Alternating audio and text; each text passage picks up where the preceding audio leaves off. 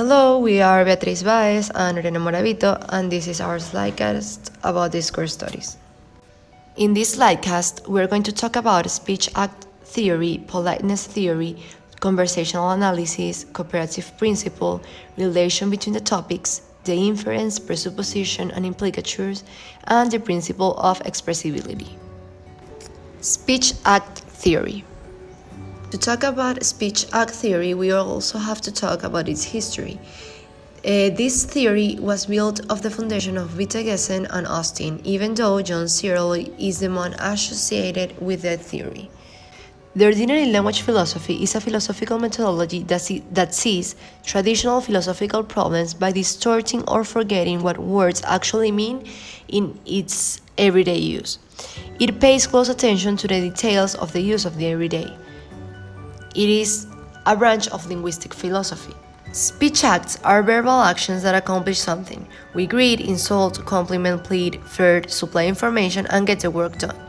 It's a subfield of pragmatics. This area of study is concerned with the ways in which words can be used not only to present information but also to carry out actions.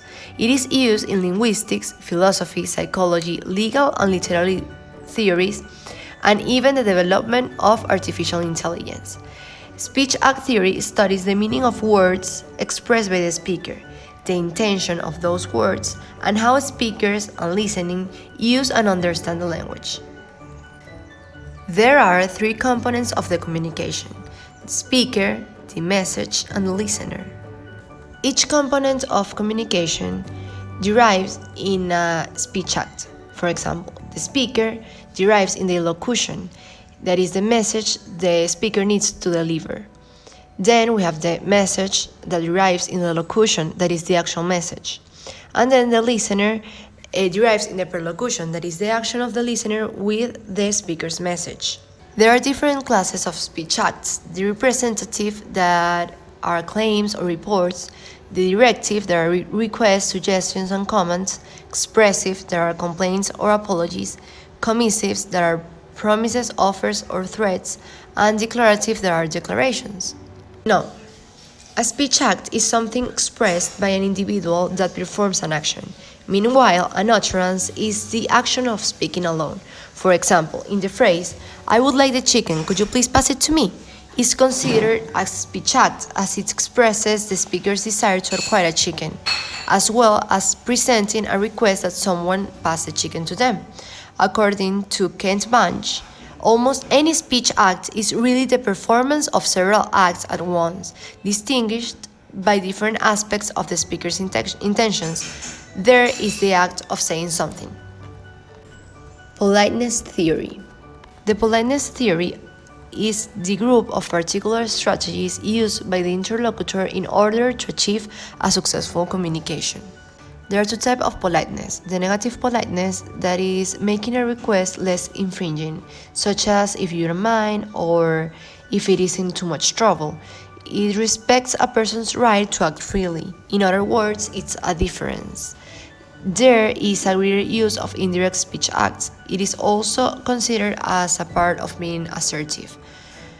On the other hand, we have positive politeness, that it seeks to establish a positive relationship between parties. Respects a person needs to be liked and understood. There are direct speech acts, swearing and flouting. My name is Beatriz Báez, and I'm going to talk about conversational analysis.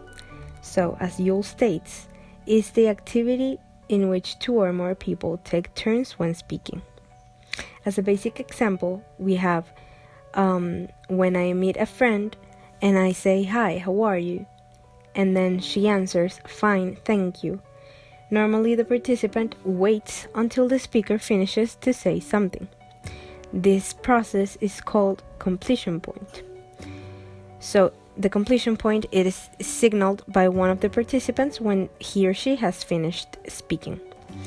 In order to let the other participant know, he can signal by doing a pause at the end of the phrase or the sentence, or by asking a question, like the example I mentioned before, to say, "How are you?" Like the question mark indicates that the other participant can answer. Now, if the participant wants to say something while the speaker is taking part, he or she can capture the speaker's attention with an interruption by making sounds repeatedly, such as coughing, or use body and facial expressions, such as touching the mouth, doing something with the fingers, etc. Now, the cooperative principle. As Paul Gris states, the cooperative principle is to make your conversational contribution such as it is required at the stage at which it occurs by the accepted purpose or direction of the talk exchange in which you are engaged.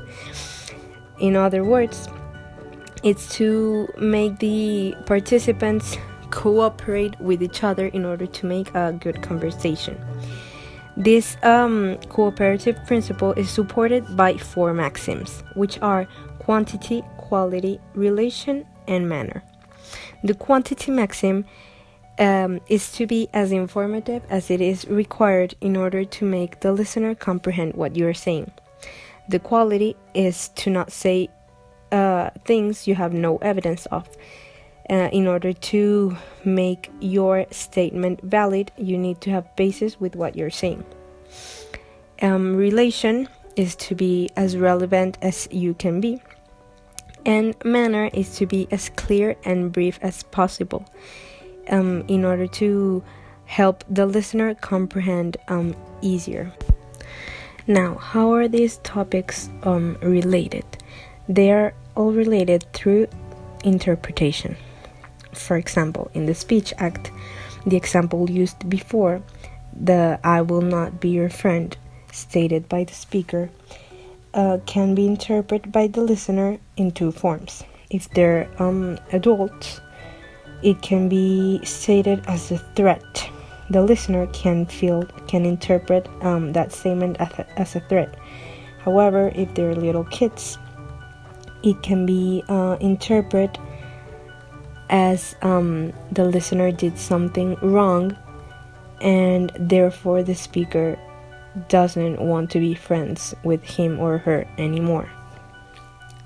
For politeness, the example used as "pass me the chicken" being a demand can sound rude and can be interpreted as rude, or can be interpreted as they're sitting on a table and the speaker is waiting for the listener to hand in the chicken. Now, in the conversational analysis, the example used as hi, how are you? If the listener is feeling sad and the speaker approaches him or her, the listener can feel that he doesn't want to talk, that the speaker is bothering him or her.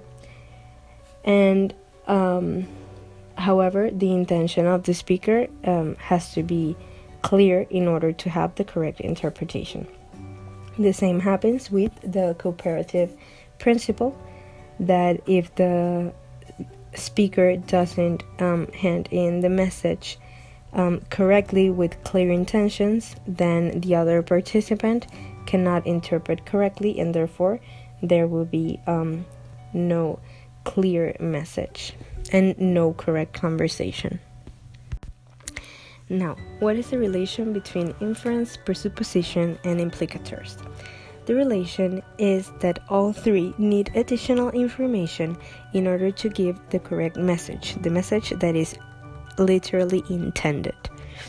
For example, there are 2 friends at the park, and one of them tells the other, "Your shirt looks pretty much like the one I bought yesterday." The speaker is using the presupposition that the listener knows that he or she bought the shirt yesterday. However, if it doesn't, then the listener has to make an inference in order to put in context what the speaker is saying and to have a clear picture of the message. that the speaker is trying to convey. And the implicators is that in this case, the speaker is telling that the shirt looks like the one he bought yesterday, and the listener has to literally think that the shirt is not literally meaning the shirt, but the action that he did yesterday. Now, the principle of expressibility establishes that the speaker is able to express exactly what he means by increasing what he knows about the language or enriching the language itself. How does this principle relate to the other theories and methods? For example, in the politeness theory case, the speaker needs to be clear with his intentions in order to express a positive or negative phase to the listener. He has to be clear if he wants to be rude or he wants to be gentle, in order to express exactly what he wants to the listener to interpret. In the conversational analysis, the speaker can use hesitations or connectors in order to express that he or she doesn't want to end conversation, or he or she has not finished speaking. For example, when making the example used before, if the speaker says, "Hi, how are you?" and the listener says, fine, thank you, and you, then that semi-pause is telling the speaker that the listener has not finished speaking. Now, in the cooperative principle, happens the same with the 4 maxims. These 4 maxims are needed they need to be present in the speaker's statement in order to express exactly what it is intended and give the correct message and meaning. How does the notion of context differ in each theory or method? In the speech act theory, the context is seen as a combination of culture and background knowledge. In politeness theory, the context is related with culture. For example, if in the culture of an individual it's normal way to ask things in a rude way, then that would be the polite way to ask for something. In the conversational analysis, the region and the society are the main parts of the context. And in the cooperative principle, the context is affected by the listeners and the speaker's knowledge. Thanks for your attention.